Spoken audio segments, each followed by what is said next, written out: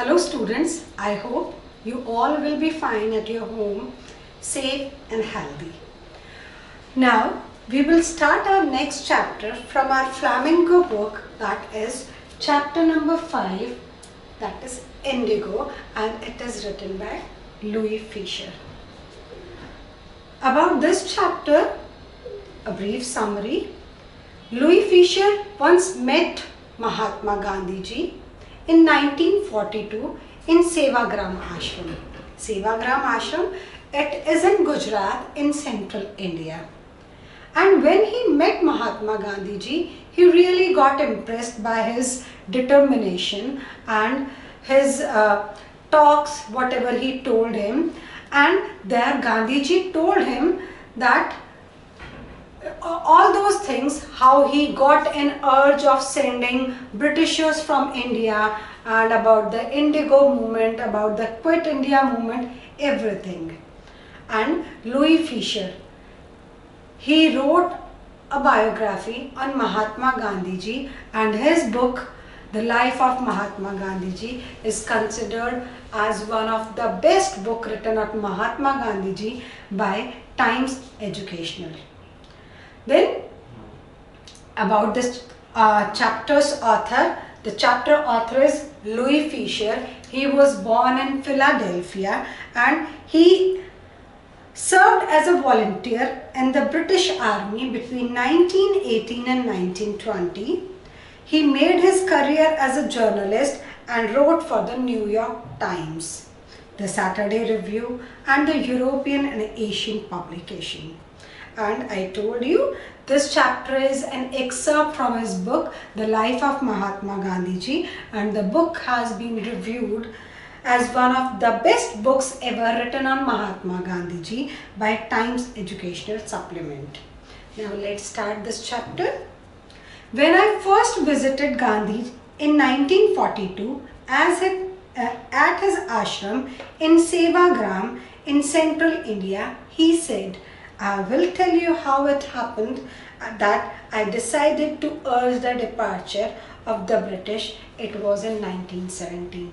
When Louis Fischer met Mahatma Gandhi ji in Sevagram in 1942, there Mahatma Gandhi ji told him that I told you how I got an urge of sending Britishers from India and how it got started, and all those things that started in 1917. He had gone to December 1916. Okay, urge. Urge means a strong desire to do something. Gandhiji got an urge, means a strong desire to do something. Then Gandhiji once went to that Lucknow for annual convention of Indian National Congress in December 1916. There were 2,301 delegates and many visitors. During the proceedings, Gandhiji recounted, a peasant came up to me looking like any other common peasant in India, poor and emaciated, and said, I am Rajkumar Shukla and I am from Champaran and I want you to come to my district. Gandhiji had never heard about this place. It was in the foothills of the towering Himalayas near the kingdom of Nepal. Then Gandhiji recounted that when he visited that Indian National Annual Convention of the Indian National Congress in December 1916 in Lucknow, there when the proceedings were just going on, there a peasant came and he just came up to him and said, I am Rajkumar Shukla, I am from Champaran, and you, Gandhiji, you have to come with me to my district. Gandhiji had never heard about this place, Champaran. And the Champaran, it was in the foothills of the towering Himalayas near the kingdom of Nepal. Then one meaning, the Rajkumar Shukla, he was poor and emaciated. Emaciated means weak.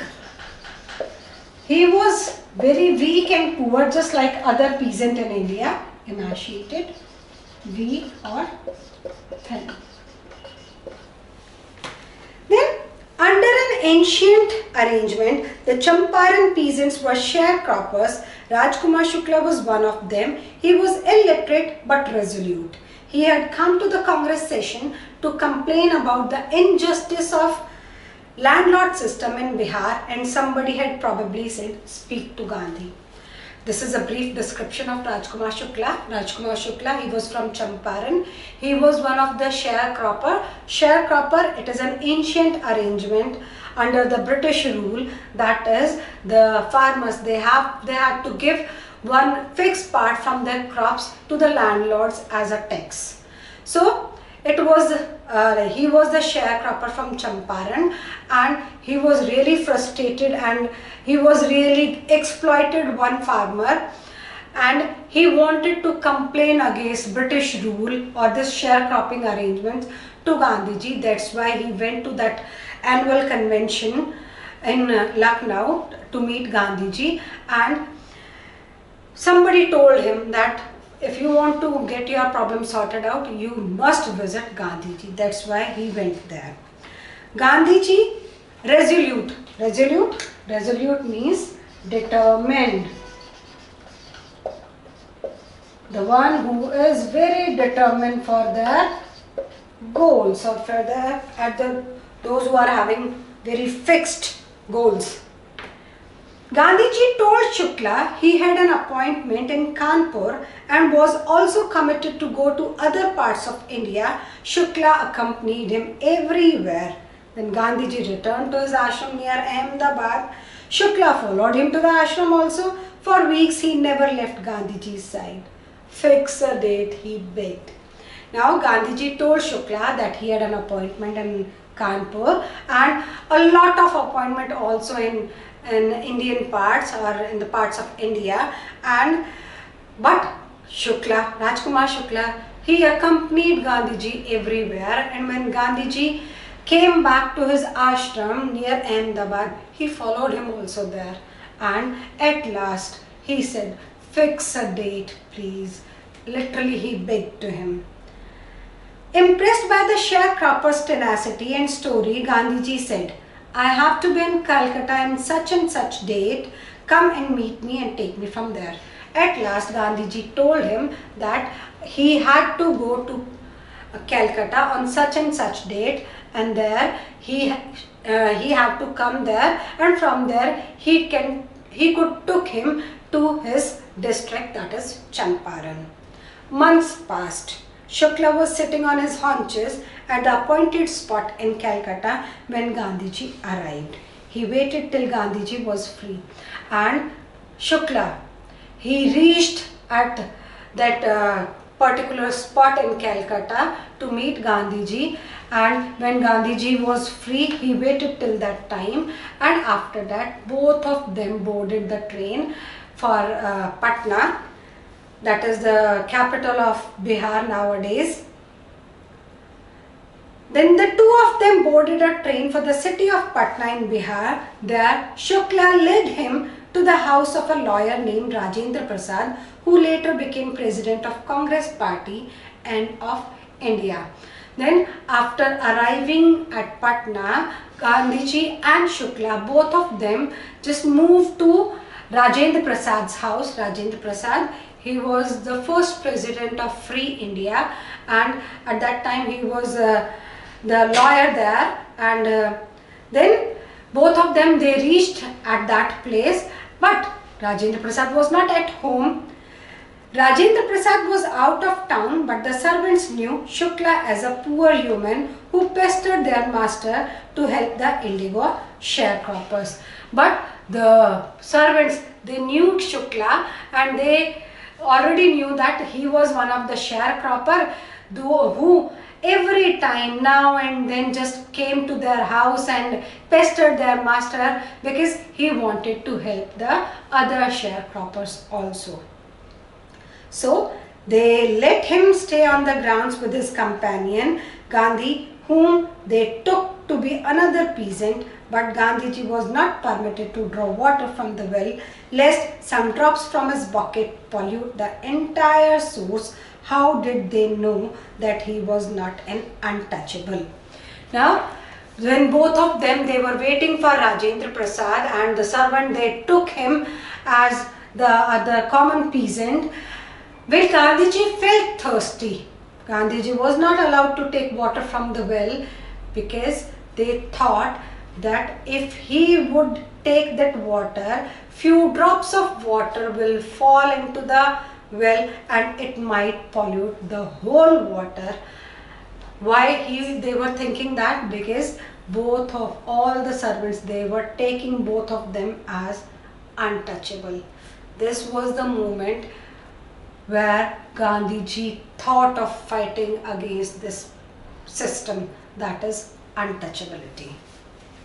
Gandhiji decided to go first to Muzaffarpur, which was en route to Champaran, to obtain more complete information about condition than Shukla was capable of imparting. He accordingly sent a telegram to Professor J.B. Kripalani of the Arts College in Muzaffarpur, whom he had seen at Tagore Shantiniketan school. Now, Gandhiji decided that firstly he will move to Muzaffarpur, then he will go to Champaran.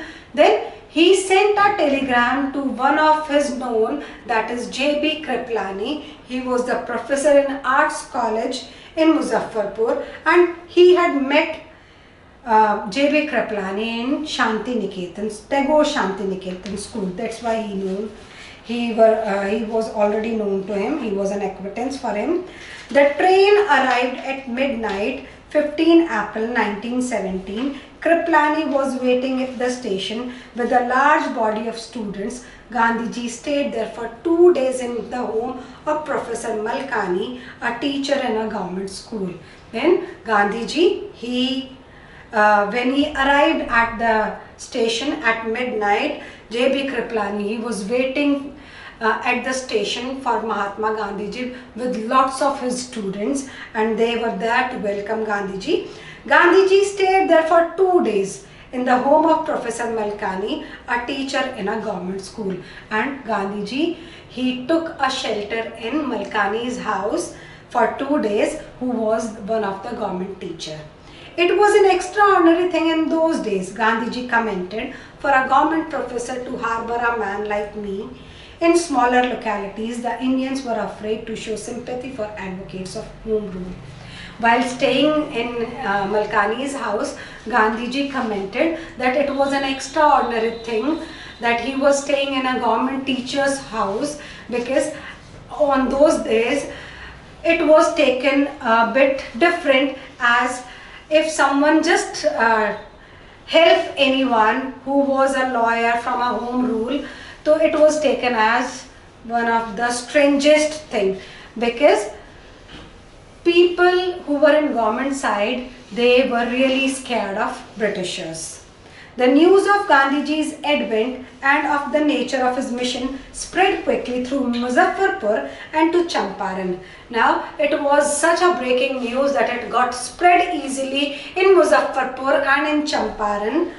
Sharecroppers from Champaran began arriving on foot and by conveyance to see their champion. Muzaffarpur lawyers called on Gandhi to brief him. They frequently represented peasant groups in court. They told him about their cases and reported the size of their fee. Now, the people from Muzaffarpur and Champaran, they started coming at that place just to look at their champion who was there to help him. And then Gandhiji briefed all the lawyers from Champaran to come to him and to tell him about all the cases and their fee structure. All the lawyers, they arrived there and briefed Gandhiji about the peasants' cases and the fee structure. Gandhiji chided the lawyers for collecting big fee from the sharecroppers. He said, "I have come to the conclusion that we should stop going to law courts. Taking such cases to the courts does little good where the peasants are so crushed and fear-stricken. Law courts are useless. The real relief for them is to be free from fear." Now, Gandhiji chided. Chided means scolded. chided, scolded. Now when all the lawyers, they came to Gandhiji to brief him about the cases and the fee structure, Gandhiji really scolded them and told him that there is no use of going to law courts, as all the peasants, they are really scared of courts and they are fear stricken. And he said the real benefit for all the sharecroppers would be only when they were already fear free. So Shukla led him to the house of a lawyer named Rajendra Prasad, who later became president of Congress Party and of India. When they arrived in Patna, then Shukla and Gandhiji, both of them, they reached to Rajendra Prasad's house. Rajendra Prasad, our first president of Free India, and he was the leader of National Congress also.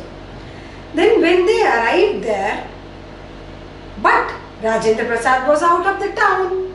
But the servants knew Shukla as a poor yeoman who pestered their master to help the indigo sharecroppers. And when they arrived in Rajendra Prasad's house, he was not there, but the servants, they took both of them as poor peasants, and the servants, they also knew that Rajkumar Shukla, he was one of the person who was pestering there. Pestered means bothered. Pestered, bothered. So they knew that Rajkumar Shukla, he was again and again pestering their honor, or their, you can say their, sorry. The servants knew that Rajkumar Shukla is one of the sharecropper, and now and then he was pestering their honor or pestering their master to help the sharecropping peasants. So they let him stay on the grounds with his companion Gandhiji. Both of them, Gandhiji and Rajkumar Shukla, both of them, they were waiting in that ground area, or you can say the waiting area, whom they took be another peasant, and the servants, they took Gandhiji as one of the peasant. But Gandhiji was not permitted to draw water from the well, lest some drops from his bucket pollute the entire source. How did they know that he was not an untouchable? So when Gandhiji felt thirsty, he was not allowed to take water from the well, as the servant, they thought that the few drops from that water will fall into the well and it will just pollute the whole water in the well, and that it was just because of untouchability. This was the incident which really just pestered, or you can say just disturbed Mahatma Gandhiji, and from that very moment he thought of fighting against untouchability system, and that was the moment. Then Gandhiji decided to go first to Muzaffarpur, which was en route to Champaran. Then Shukla was capable of imparting. He accordingly sent a telegram to the Professor J.B. Kripalani of the Arts College in Muzaffarpur, whom he had seen at Tagore Shantiniketan school. Then Gandhiji moved to Champaran via Muzaffarpur, and from there he sent a message to J.B. Kripalani, who was the professor in Arts College in Muzaffarpur, and he met Gandhiji in Tagore Shantiniketan school. From there only, from that Shantiniketan's meeting, both of them, they were acquaintance to each other, and then Mahatma Gandhiji sent a telegram to J.B. Kripalani. The train arrived at midnight. Now, when they reached Muzaffarpur, they arrived at midnight. 15 April 1917, Kripalani was waiting at the station with a large body of students. As he was the professor, when they came to welcome Mahatma Gandhi ji on station, then J.B. Kripalani, he was with lots of his students, and Gandhiji stayed there for 2 days in the home of Professor Malkani, a teacher in a government school. And Mahatma Gandhiji took shelter in Professor Malkani's house, who was the government teacher. That time, it was an extraordinary thing in those days. In those days, it is written in single commas, means these are highlighted. Why? Because it was an extraordinary thing. Why it was an extraordinary? Because people who were in services of that government side or government sector, they were really afraid, they were really scared helping the other people who were against Britishers. So Mr. Malkani, he was a government teacher, and giving shelter or harboring a person who is against Britishers was considered as an extraordinary thing in those days. For a government professor to harbor a man like me in smaller localities, the Indians were afraid to show sympathy for advocates of home rule. Then it was really an extraordinary thing, because the common people, the ordinary people in small localities, they were really scared helping the advocates of home rule. Advocates of home rule means the person who fight cases against Britishers, and Gandhiji was one of them. The news of harboring. Harbor means to give shelter. Shelter.